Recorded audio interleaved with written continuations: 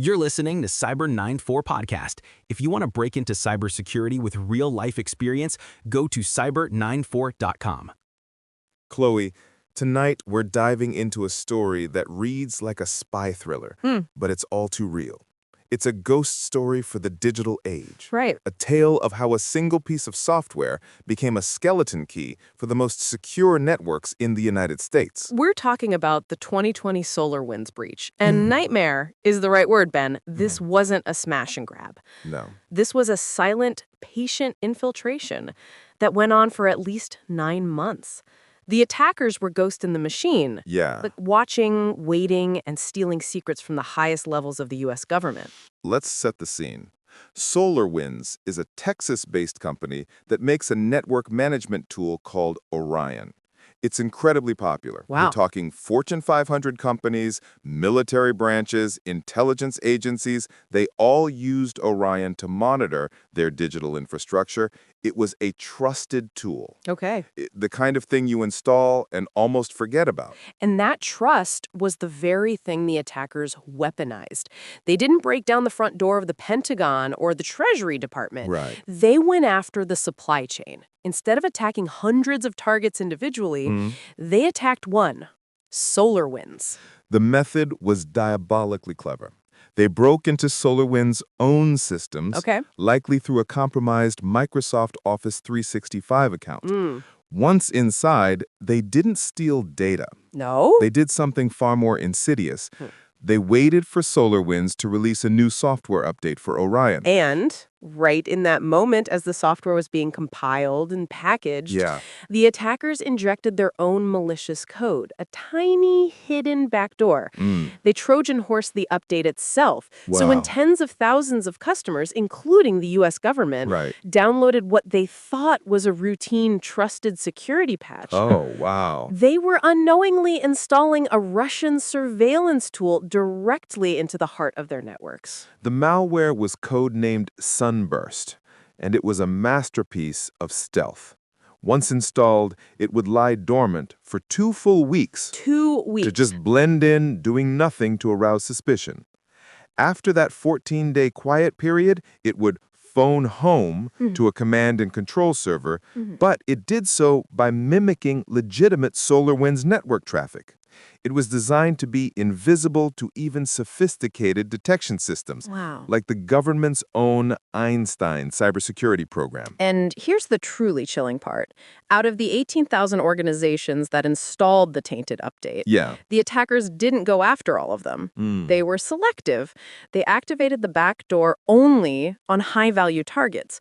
Once the malware signaled a successful deployment inside, say, the Department of Energy or the Treasury, they would decide if it was a network worth exploring further. If it was, they would slip through that back door and begin to pivot. They'd move laterally, stealing credentials, They'd create fake security tokens that allowed them to impersonate legitimate users. Because Orion was a trusted application, it often had high-level permissions. The attackers used that trust to access emails in Microsoft Office 365, hunt for more credentials, and essentially give themselves keys to the entire kingdom. This wasn't just a single exploit. No. This was a multi-pronged attack. They used vulnerabilities in Microsoft products, a bug called Zero Logon, and even exploited VMware software. They chained these exploits together, so even if a victim found the initial SolarWinds breach and shut it down, the attackers had already built other ways in. They were like ghosts who could walk through walls, and once they were inside, closing the front door did nothing. The scale is just staggering. The Departments of Defense, Justice, Homeland Security, State, Treasury, all compromised. The National Institutes of Health, the National Nuclear Security Administration. Unbelievable. The list goes on. For months, Russian state-sponsored hackers, believed to be the group Cozy Bear from the SVR intelligence service, they were reading the emails of top U.S. officials. They were seeing sensitive, market-moving financial data, classified information, and who knows what else. And the discovery itself is a story. It wasn't the government government that found this. Right. It was a private cybersecurity firm, FireEye. They were investigating a breach of their own systems. The attackers had stolen their red team hacking tools.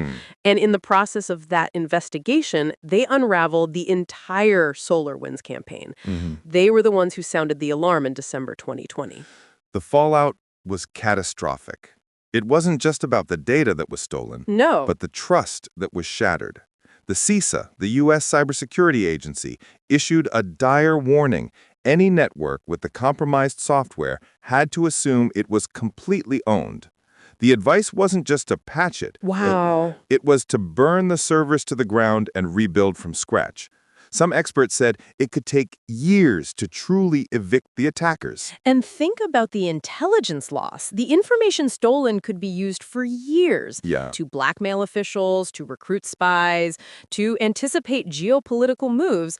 One expert, Thomas Reed, said if you printed out all the data they likely took, it would form a stack taller than the Washington Monument.